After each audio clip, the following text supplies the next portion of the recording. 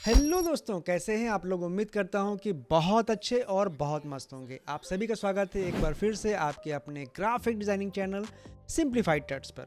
दोस्तों, आज की इस क्लास में हम समझने वाले हैं कि जो भी आपके राउंडेड लोगो होते हैं, जहां पे आपको हिंदी में नाम लिखना होता है या टाइपिंग करनी होती है, हिंदी में आपको राउंड में लिखना होता है, उसको आप राउंड में कैसे लिखते हो। कई बार लोगों के ये भी सवाल होते हैं कि सर, हम जब राउंड में लिखते हैं तो कुछ इस तरीके से हमारे अक्षर टूट जाते हैं, इसको भी हम कैसे फिक्स करें। और कुछ लोगों के ये भी सवाल होते हैं कि सर, हम ऊपर की तरफ से तो लिख लेते हैं बट हम नीचे की तरफ से राउंडेड नहीं लिख पाते हैं। तो इस तरीके के कई सवाल हमारे पास आ रहे थे आप लोगों के, तो सोचा कि आप सभी लोगों के आंसर एक ही वीडियो में क्यों ना कर दिया जाए। तो आज की ये वीडियो उसी के ऊपर है, आपको इन सभी सवालों के जवाब मिल जाएंगे। तो जैसा कि अभी आप देख पा रहे हो कि यहाँ पर आपके सामने दो लोगो रखे हुए हैं। एक पे मैंने आपको यहाँ पे दिखाया हुआ है कि इस तरीके से कुछ टूटा हुआ अक्षर आ रहा है, और एक पे मुझे बनाना है आपके लिए। तो चलिए इसको अभी के लिए हम किनारे कर देते हैं और शुरुआत करते हैं कि आखिर ये काम आप किस तरीके से बिल्कुल सही तरीके से करोगे। तो सबसे पहले क्या करना है, आपको यहाँ पर एक ऐसा सर्कल रख लेना है। ठीक है, जो आपका सर्कल होता है उस सर्कल को आप यहाँ से पाई में भी कन्वर्ट कर सकते हो और उसको आर्क में भी कन्वर्ट कर सकते हो। तो हमें इसको आर्क में कन्वर्ट करना है। तो मैं यहाँ पे शेप टूल ले लेता हूँ और शेप टूल से इसको हम यहाँ पे एक आर्क बना लेते हैं।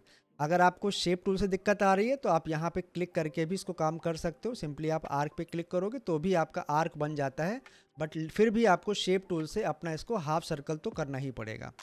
इस तरीके से हमने हाफ सर्कल यहाँ पे बना के रख लिया है।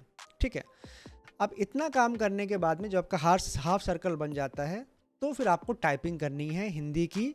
आप कहीं भी टाइपिंग कर सकते हो, जैसे कि मैं यहाँ पे टाइपिंग कर रहा हूँ। मैं अपना हिंदी का फ़ॉन्ट चूज़ कर लेता हूँ और हम यहाँ पे टाइप कर लेते हैं। मैं यहाँ पे किसी भी एक स्कूल का नाम डाल देता हूँ। ठीक है, मैंने यहाँ पे लिख लिया है। ठीक है, ज्ञानदीप प्राथमिक विद्यालय। फ़ॉन्ट साइज़ लगभग हम 36 पे आसपास ले रहे हैं। आप अपने हिसाब से फ़ॉन्ट साइज़ लीजिएगा, मैं यहाँ पे अपने हिसाब से ले रहा हूँ फ़ॉन्ट साइज़। ठीक है, और इसी की मैं एक कॉपी नीचे की तरफ भी लिख रहा हूँ और यहाँ पे मैं दूसरा टेक्स्ट लिखूँगा जो कि मुझे नीचे की तरफ लिखना होगा। वो मैं यहाँ पे टाइप कर रहा हूँ, तमसोमा। ठीक है, ज्योतिर्गमय। ऑलराइट, तो ये हमने देखिए यहाँ पे सेकेंड टेक्स्ट भी अपना लिख लिया है। जब आप अपनी टाइपिंग कर लेते हो, आपने अलग अलग टेक्स्ट लिख लिया है, उसके बाद आपको इसको कर्व करना ज़रूरी है। आपको टेक्स्ट को कर्व करना है। कर्व करने की शॉर्टकट की होती है कंट्रोल क्यू। अगर कंट्रोल क्यू से नहीं हो रहा है आपका तो आप सिंपली ऑब्जेक्ट मेनू में जाइए और यहाँ पर भी आपको मिल जाता है कन्वर्ट टू कर्व का ऑप्शन। आप सिंपली यहाँ पे क्लिक कर दीजिए कन्वर्ट टू कर्व। ऐसे नीचे वाले को भी आप कन्वर्ट टू कर्व कर दीजिए। कन्वर्ट टू कर्व करने के बाद में अब आपको आना है अपने ब्रश के ऊपर। जो आपका यहाँ पे टूल बॉक्स दिया गया है, टूल बॉक्स में अगर आप जाओगे तो यहाँ पे आपको एक आर्टिस्टिक मीडिया नाम से ऑप्शन मिल जाता है। आपको इसको इस्तेमाल करना है। जैसे आप इस टूल को चूज़ करोगे, देखिए आपका जो कर्सर है वो ऐसा पेंसिल में कन्वर्ट हो जाएगा और आपको ऊपर की तरफ आपके पास एक पूरा आर्टिस्टिक मीडिया का टूल बॉक्स या आपका बार ओपन होकर के आ जाएगा। ठीक है, उसके बाद यहाँ पे देखिए सेकेंड ऑप्शन दिया गया है वेक्टर ब्रश। आपको इसी को चूज़ करना है, कोई और ब्रश नहीं चूज़ करना है। वेक्टर ब्रश चूज़ करना है आपको। और उससे पहले आपका जो टेक्स्ट है वो देखिए यहाँ पे लिखा हुआ है और यहाँ पे देखिए सेव बटन अभी डीएक्टिवेट है। आप जैसे ही अपने टेक्स्ट के ऊपर ऐसे क्लिक करोगे ना अपने ब्रश को, तो देखिए यहाँ पे एक्टिवेट हो जाएगा और आपको यहाँ पे इसको सेव पे क्लिक करके इसको सेव कर लेना है। मैं यहाँ पे कोई भी एक नाम दे देता हूँ, A1 नाम से मैं यहाँ पे सेव कर रहा हूँ। ऐसे ही आपको दूसरे वाले टेक्स्ट पे भी क्लिक करना है और वापस से उसको भी सेव कर लेना है। तो मैं इसको यहाँ पे A2 नाम से सेव कर लेता हूँ। मुझसे यहाँ पे फाइल नेम पूछता है ब्रश की, तो मैंने यहाँ पे देखिए दोनों यहाँ पे ब्रश सेव कर दिए हैं। अब इतना काम होने के बाद में आप चाहो तो इस टेक्स्ट को यहाँ से हटा भी सकते हो। अब आपका काम आएगा ये वाला जो हमने शेप बनाया था हाफ सर्कल। ठीक है, क्योंकि हमारा ब्रश डिफाइन हो चुका है, मैंने दोनों ब्रश बना लिए हैं। अब मैं वापस से अपने सेम टूल के ऊपर जाऊंगा जो मेरा यहाँ पे था आर्टिस्टिक मीडिया, और यहाँ पे देखिए हमको यहाँ पे दोनों ही टेक्स्ट लिखे हुए मिल जाएंगे। अब आप यहाँ पे सिंपली एक पर क्लिक कीजिए। जैसे ही क्लिक करोगे तो देखिए आपके पास यहाँ पे इस तरीके से ये लिख करके आ जाएगा। आप ध्यान से देखो तो यहाँ पे कोई भी अक्षर टूटा हुआ नहीं है, बहुत ही सफाई से यहाँ पे लिख करके आया हुआ है। और हम यहाँ पे इसको कंट्रोल की के साथ में इसको ऐसे फ्लिप कर लेते हैं माउस की मदद से। तो देखिए ऐसा यहाँ पे फ्लिप होकर के आ गया है।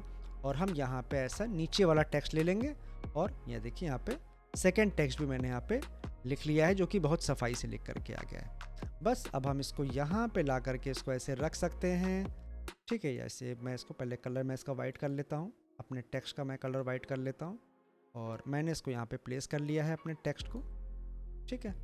जो भी हमको साइज़ छोटा बड़ा करना है वो हम सब कुछ यहाँ पे कर सकते हैं बहुत ही आसानी से। या आप चाहो तो यहाँ पे जो आपने सर्कल बनाया था, क्योंकि ये पूरा सर्कल से ही बना हुआ है शेप, तो आप इसको ऐसे बड़ा कर सकते हो सर्कल को।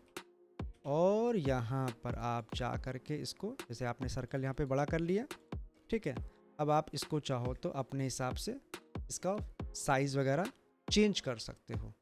मैं यहाँ पे इसको ऐसे साइज़ चेंज कर लिया है। सेम चीज़ मैंने इसको भी इसके साथ भी किया, मैंने इसको वाइट कलर कर लिया और मैं यहाँ पे इसको इसके सेंटर में ला करके थोड़ा सा ऊपर ऐसे करके प्लेस कर देता हूँ।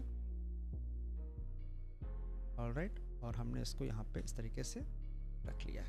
तो ये देखिए दोस्तों, यहाँ पे हमारा बहुत ही सफाई से हिंदी में राउंडेड टेक्स्ट लिख करके आ गया है और कोई अक्षर भी नहीं टूट रहा है। तो कुछ इस तरीके से आप ऐसे जो लोगो होते हैं उनमें टाइपिंग कर सकते हो और अपना काम भी कर सकते हो।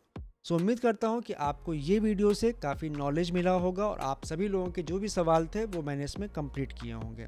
फिर भी अगर आपको कोई सवाल रह गया है तो आप मुझे पूछ सकते हो इसी वीडियो के कमेंट सेक्शन में। उम्मीद करता हूँ कि आपको वीडियो अच्छी लगी होगी और आपने कुछ नया सीखा होगा। वीडियो अगर अच्छी लगती है, आपको कुछ नया सीखने को मिलता हो, तो वीडियो को लाइक ज़रूर किया करिए और चैनल को सब्सक्राइब जरूर किया करिए, ताकि इस तरीके की और भी वीडियोस मुझे बनाने का मोटिवेशन मिले। तो फिर से मिलता हूँ अगली वीडियो में, जहाँ हम बात करेंगे किसी नए टॉपिक के बारे में। तब तक के लिए good bye, take care and keep designing. It's not a game, it's a rich thing.